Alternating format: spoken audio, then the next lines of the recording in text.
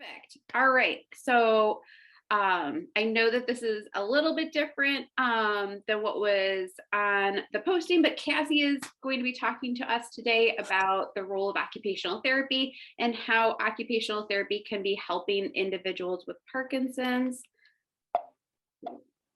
Oh, geez. Okay. So Cassie has been an occupational therapist for 20 years and focuses on helping individuals with Parkinson's and other neurologic conditions.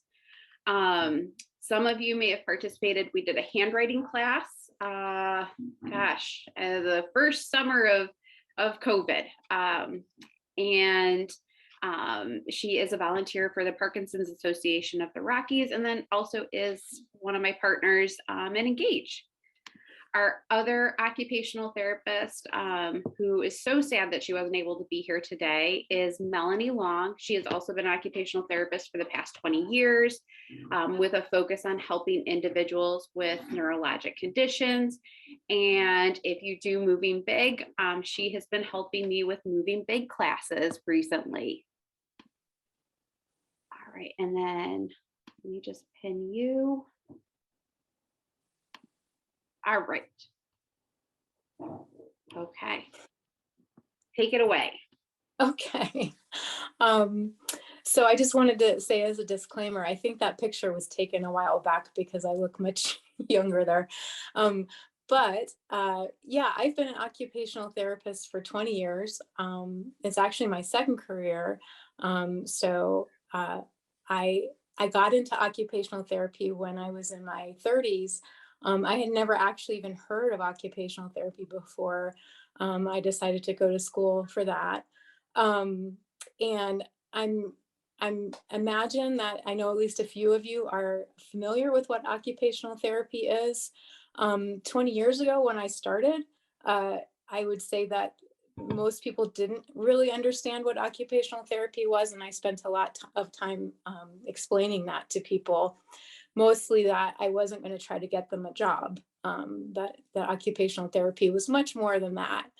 So today I'm going to talk a little bit about what occupational therapy is. And there may be some things I touch on that you aren't aware of, or maybe you do understand, everything that occupational therapy entails, but I just want to make sure everybody understands because I love OT. I'm very excited about it. And then I'll share a little bit more specifically about how OT can help you if you have Parkinson's, or if you have or if you're a care partner of a person with Parkinson's. And then I think at the end, I'll take questions, and then Liz will also talk a little bit about some programming that's going on at Engage as far as physical therapy goes. So I think we can go to the next slide. Okay. And so occupational therapy, again, I used to tell people I have to spend a lot of time explaining it's not, about getting you a job. And occupation is anything that occupies your time in your day, anything that you need and want to do in your day, and particularly those things that are meaningful to you and the things that make you, you. That's the most exciting part of my job, is when I get to work with somebody on something that they really, love doing, and maybe they're having a difficult time doing it, and basically work to figure out how we can accomplish that easier, more independently, more safely, and with more, I want to say, satisfaction, because sometimes our daily activities can be pretty frustrating. With Parkinson's. So I just have a list here of things that would be examples of occupations, managing your house, doing leisure activities that you like. A lot of what I know people know about OT is sort of the focus on, the things that you have to do to take care of yourself. But I also want to say that the main focus too is like, what are the things that you want to do to take care of yourself, to do all the other things in your life that you want to do? So it's kind of like a foundation that we work on so that you can do all the other things that you want to do. And then again, this is not a comprehensive list, but we also look at things like cognition and thinking skills, because everyday activities involve everything. It's not just your body, it's your mind, it's your emotions, it's everything. So and then maybe many of you have heard occupational therapy. We do a lot with home safety. Some occupational therapists actually specialize in home modifications. I do quite a lot of that in my current job, just recommending things to make people safer at home. So I think that's it for that slide, Liz. And so how OTs can help with Parkinson's disease. You know, with Parkinson's, we're looking at, you know, you're being affected by your loss of dopamine cells and decreased efficiency and availability of dopamine in your brain. And that's one part of your brain, and it affects it in so many ways. The main things that we see with OT are, you know, the primary symptoms of small movement, slow movement, posture, which might be more flexed over, feeling stiff or feeling rigid, having poor balance, having decreased endurance. You know, all of these are related to sort of that basic, you know, problem with the brain, but it goes into all of the, you know, all of the areas of your brain. It affects all of, you know, all of your function. And what I think Liz always, you know, has touched on in the past, you know, in her presentations, and I think is really important, is that it's not only that, you know, Parkinson's is making us move differently, it also affects the way we perceive how we're moving and doing things. So things like therapies like LSVT big and LSVT loud, and anything that's focusing on getting you to, you know, to change your perception of what it means to be moving normally. An occupational therapist can do that. Melanie, the occupational therapist at Engage, has been trained in LSVT big and also the POWER program. And what I think is great about that is that those programs give you these tools of, you know, big movements. And then an occupational therapist is going to take that and help you apply it to very specific things that you need to do in your day. And so that kind of gets into those two other things mentioned on this slide, which are looking at tasks that you specifically do and helping you practice very specific strategies and, you know, different ways of doing a task to make you better at them.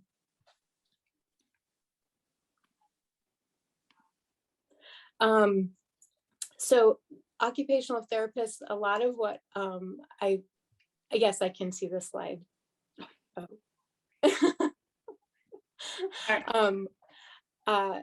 What we focus on a lot is hand movements, because obviously our hands, we need them for pretty much everything we do. In Parkinson's, small handwriting, micrographia, that's something that shows up early in the disease. It actually can be an indicator of that. And then also tremor can be very frustrating. Hey, Cassie, I'm going to interrupt for just a second because someone in the chat just said that they are not able to see the PowerPoint presentation. Okay, I can wait and I'll hang on. Okay, I'm just trying to figure that out. Liz? Yeah. Can you not see Liz, it? Our screen, I'm on an iPad. What are you I could see it, but I can see the slides, but before we started, there was a disclaimer on the screen that you had to click on, saying that you realized it was being recorded. Okay. All right. I wonder if that's our. So that I don't. That affected it. Okay. Can I just? But ours is. Okay. Can I just get a thumbs up if you're able to see the PowerPoint? Okay, I'm seeing thumbs up. So, All right, Cassie, we're just going to jump right back in. Okay, great. Yeah, so hand movements are a large focus sometimes in OT, and with Parkinson's, you know, what an OT is really going to do is help you to break down a task and sort of understand what parts of of the task you're doing are creating the difficulty. So I think people get sick of me talking about it, but posture is a huge thing, because working on our posture, that's our base of where, everything comes from. And so building that base so that you can have better function in your arms and your hands is is the place that OT would start. And then I don't know how many of you are familiar with flicks, but again, kind of getting back to that large amplitude movement that you can learn with LSVT Big, or other programs, using those flicks to kind of warm yourself up before you're doing hand movements. I think the thing that OT has a real strength in, and in particular, older, more crusty OTs like myself, is we've had a lot of experience with different kinds of equipment. And I've had so many, high hopes for different pieces of equipment in my career. And then so I really kind of understand like up close and personal as far as what tools seem to really work for people and what tools don't. And that just comes from, being an experienced OT like Melanie and myself. But for handwriting and hand movements, things like adding increased grip, or adding increased weight, or giving more cues. That's a really big thing with Parkinson's, is having more visual cues to help with movement. And these are examples. Again, on the left side of the slide, we have the line paper, which is, again, with those large amplitude movements and kind of cueing that movement of your hand to move bigger. And then these different built-up pencil grips and things like that are also helpful, because basically they get your hand into the best position possible, so you don't have to concentrate on that while you're working on the rest of the movement.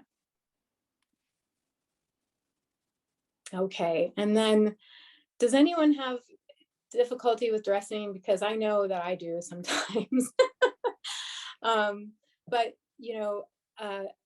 that's a big thing in terms of coordination, buttoning, zippers, putting on pant legs. I was at the Parkinson's Association of the Rockies Education Summit, and the keynote speaker, that was one thing that he was saying, was that he was having that morning, he was like, it was really pretty difficult just to get his pants on that morning.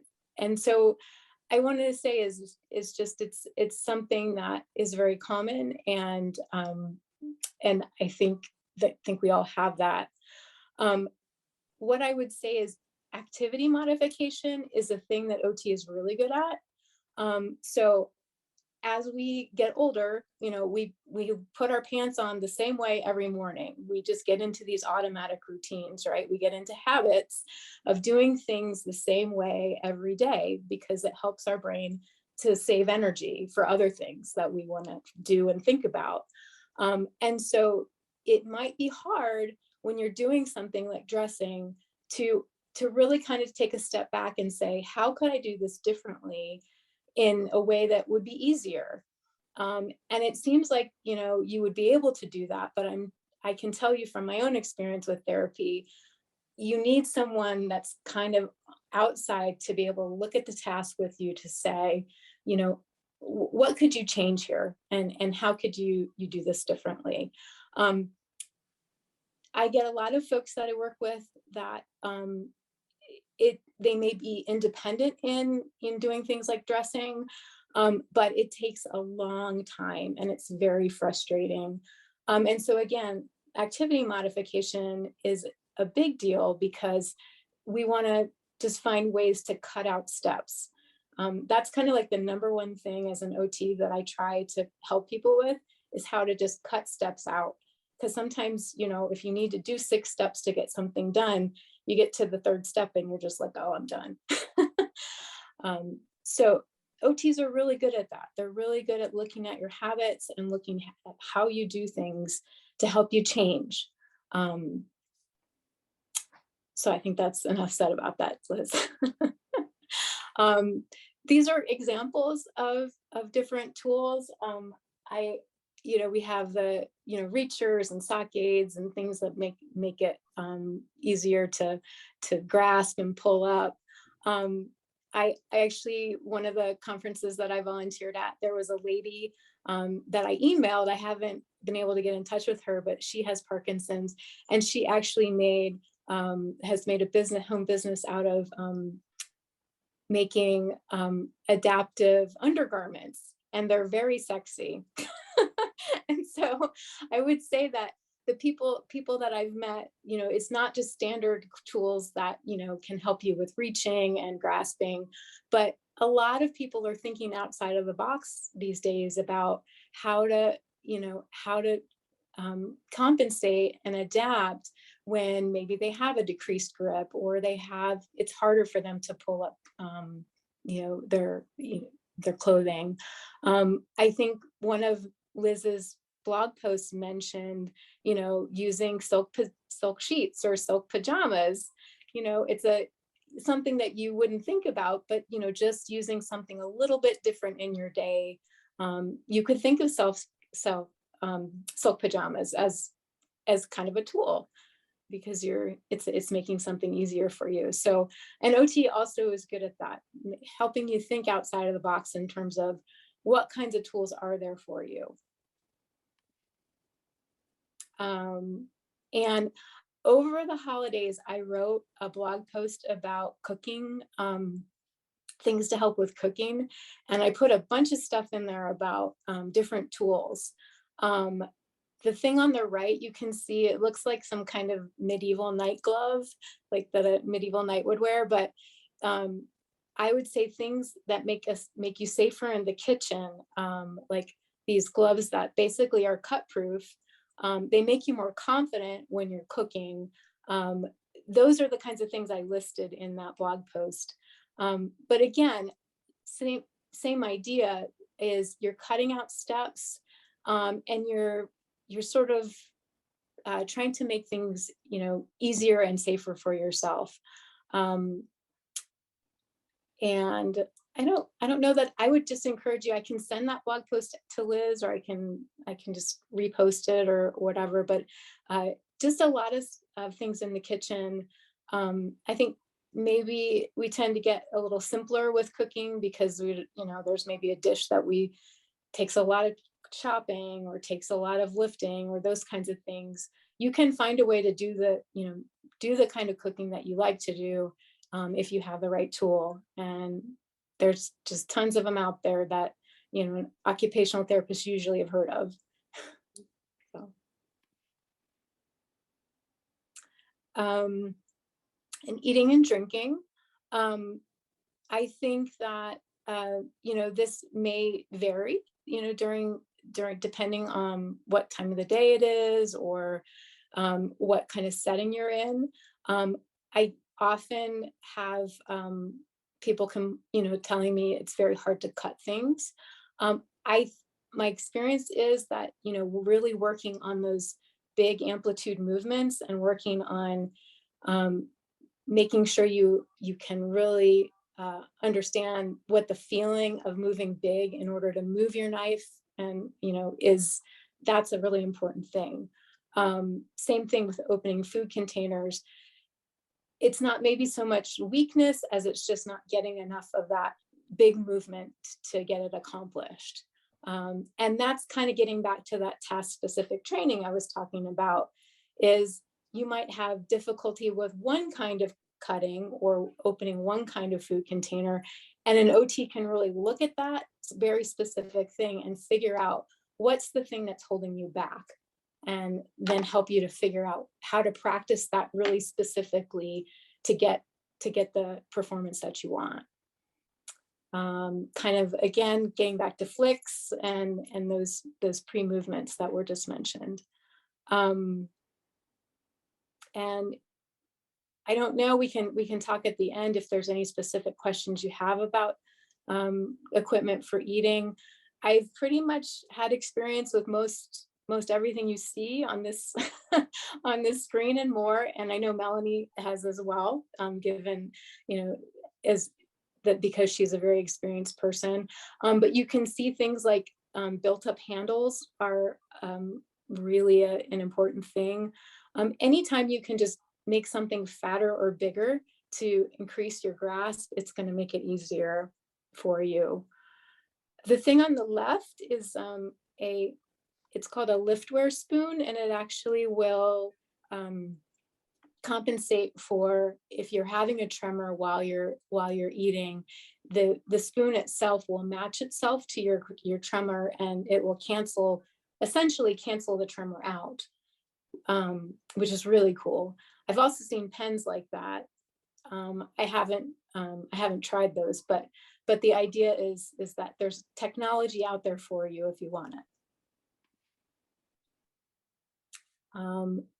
Fatigue, I would say that that's a very common thing I work with in a lot of people, and you know, an OT again is kind of your coach.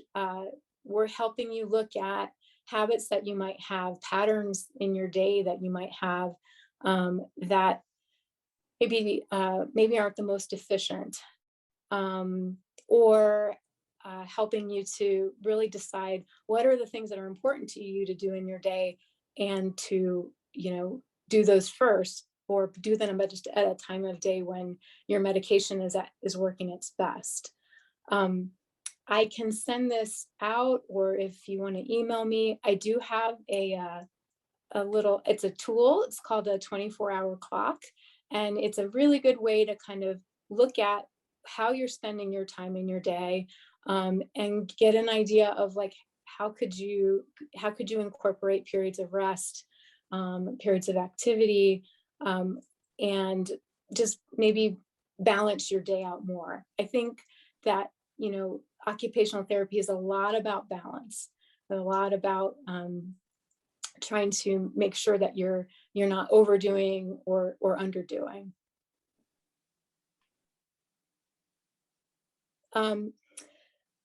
It says you may have difficulty doing two things at once. I have difficulty doing two things at once. I'm probably having a hard time right now just reading the slides and talking. But this is a very large barrier in Parkinson's, as far as, you know, doing things, moving and also processing at the same time. And I think that what I've seen is that it's, especially with the big program and some of the folks that I've worked with therapy, working on dual tasking, working on doing two things at once really can make you better. And an occupational therapist is going to work with you to understand, like, what are the specific things that you need to do, those things that you have to be doing two things at once, and practicing them with you. Again, kind of getting back to helping you, you know, prioritize your routines, structuring your day, and, you know, using tools like the 24-hour clock that I just mentioned. And we've got a planner and a medication planner. Home safety. This is probably what I feel like OTs are most, at least in my line of work, they seem to be most utilized and most famous for, is home modifications, and preventing falls, mainly increasing your sense of confidence in doing things around the house. And an OT can kind of look at the environment and identify things that are, you know, going to put you at risk of a fall, tripping hazards, or just recommending, changing the furniture around, or putting tape on the stairs for, helping with things like freezing. I also have some experience with working with people with low vision, and I will tell you that visual processing is really important in Parkinson's. And so anything you can do as far as improving the lighting and the contrast in the home is really, really important, just because it just enhances safety, and it also just gives those visual cues that you need to move better. But ultimately, our goal is to prevent you from falling. And I think that this is a great example of a bathroom because it has everything you need. You've got the grab bars and different, that's called a bath bench. It's probably a little low, probably even for me. But what I told Liz I like this slide because it has really good contrast. You can see the floor and the difference between the floor and the tub. So, stepping over that is going to be a lot easier just because there's a visual contrast in that environment.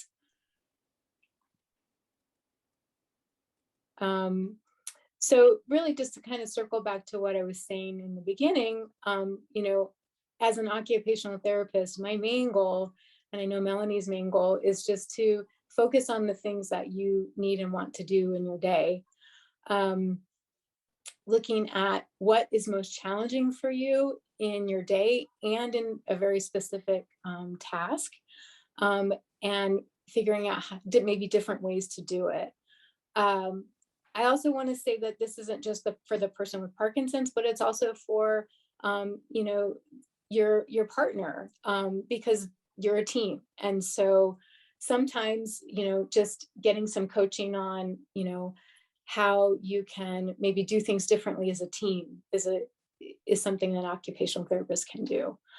I know we have one person on this call, or at least actually maybe we have two. I've talked to them about this before. Is occupational therapy is really looking at what you bring to the table as a person and an individual, looking at the activity that you want to do, and also kind of the environment where you're doing it, and making sure that all three of those things sort of fit together in the best way for you to be the most successful that you can be.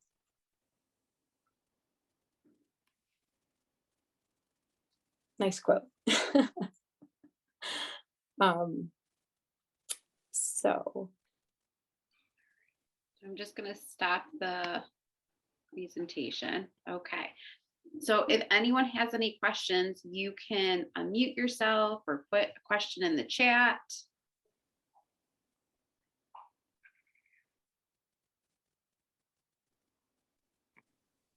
Just a quick question. I was unable to see any of the slides. Is there any chance I can get a copy? Yeah, Audrey. Yep, I can send you a copy of it. That'd be great. Yeah, Thank for you. sure.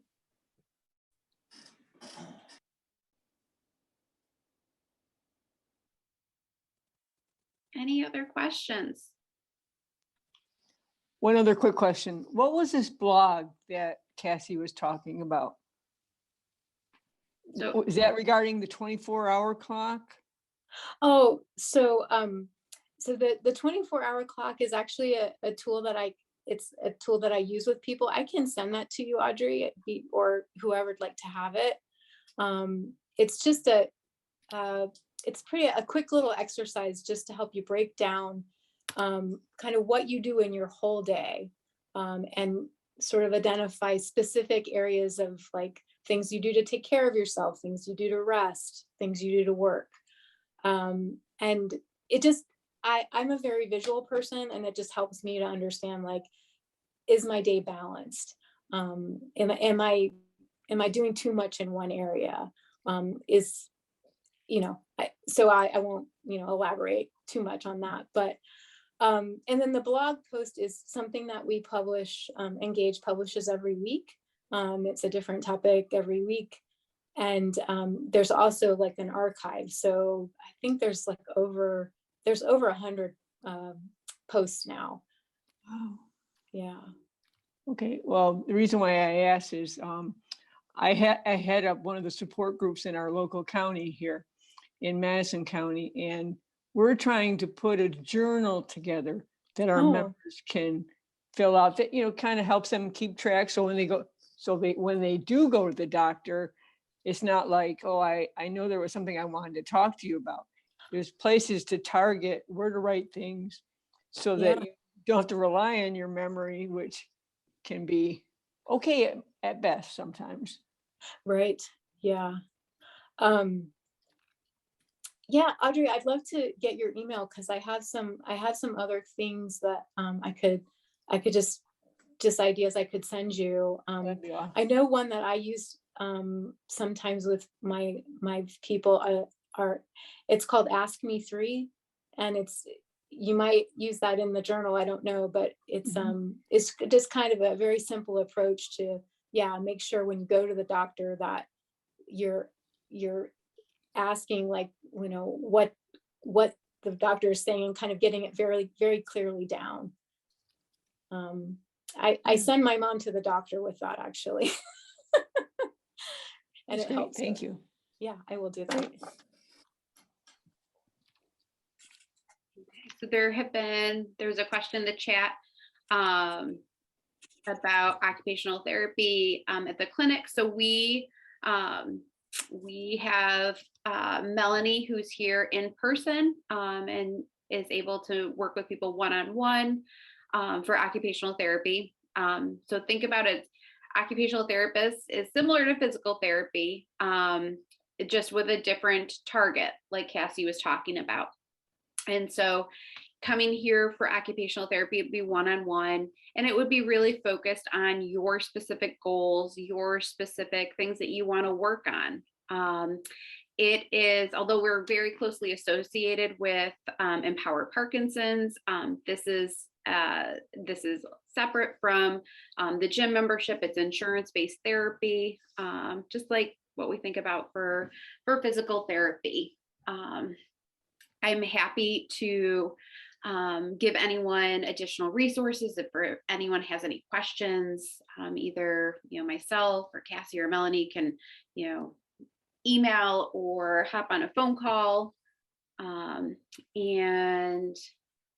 there was a question about need for referral. So just like for physical therapy, we do ask for a referral.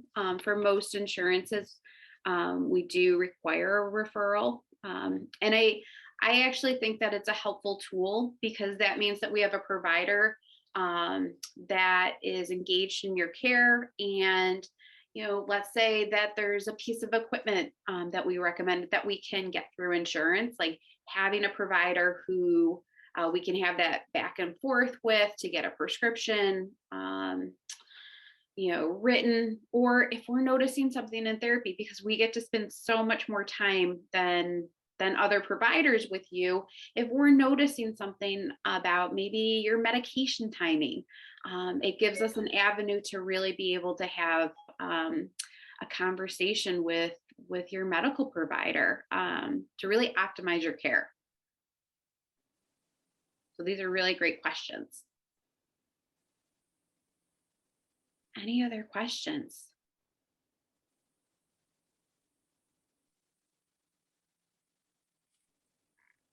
Cassie, that was a really great presentation. Thank you. I'm a terrible speaker, so it was good.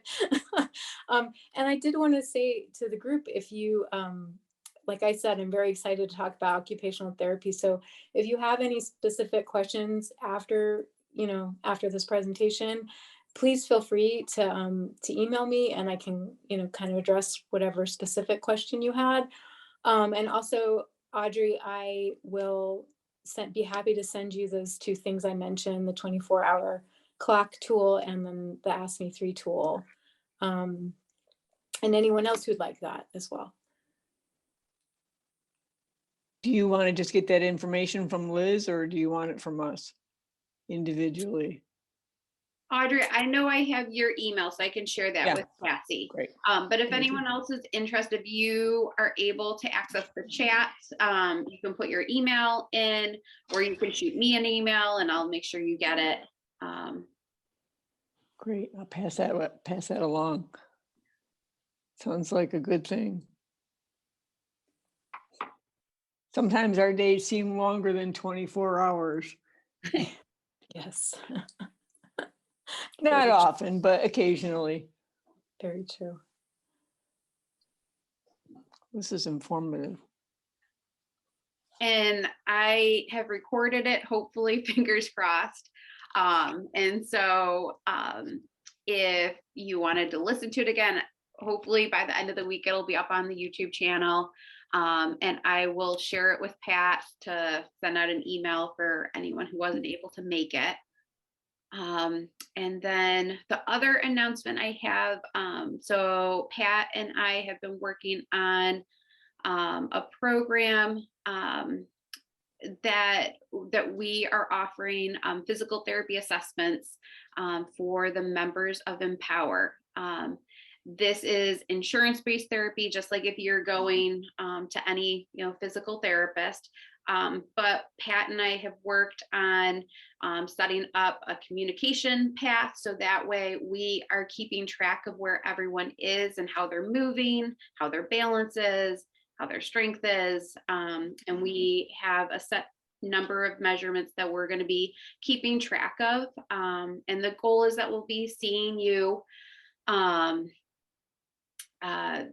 every 6 months or so to really be keeping an eye on it. Just like you go to the dentist every 6 months just to make sure that there's nothing that's popped up. That is the model that Parkinson's care is moving towards in physical therapy. And a lot of the bigger Parkinson's gyms across the country and Parkinson's therapy clinics are really moving towards this model. So we're keeping a closer eye on individuals and then really catching any issues before they become an issue.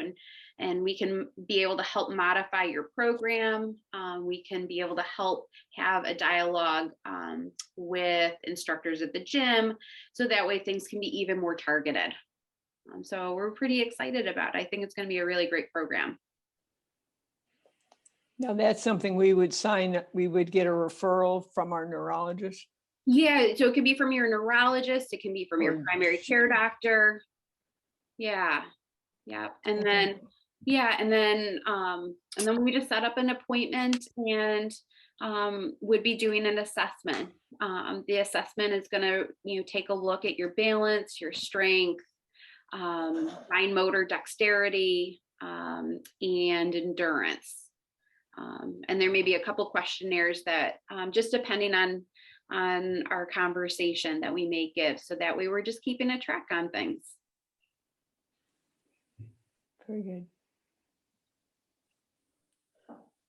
Great. Any other questions? Well, a million, but we'll just go there today. Is that assessment a little bit like what some of us did to get into the big program? For the heart rate study? Yeah. So it will be quite a few of those same assessments. Okay. Yeah, so those are a lot of my favorites. And I was the one who came up with the testing protocol for the big program. So I like those, and I feel like they're really a great way to be able to see even small changes. Because that's my big goal, is that we are catching those small changes, maybe even before you're perceiving it, and then are able to come up with strategies or exercises. Absolutely. Or modifying your program. Like, if you're going to the boxing gym, just modifying maybe, 1 or 2 of your exercises that are then really targeted on a specific thing that we're seeing. I think that it's such a much more proactive way of providing care. Absolutely. Yeah.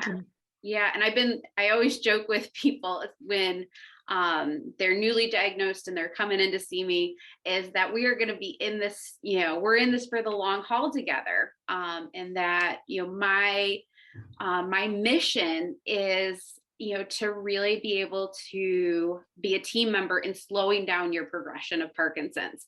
And that my goal is every time we see each other, you may actually be doing better because we have set up a really good program, and research keeps showing us how beneficial exercise is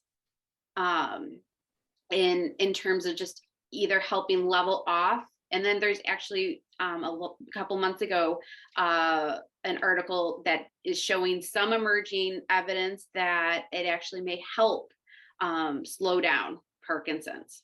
So I look at myself as that is my mission, and that I am part of the team to really help with that. Great.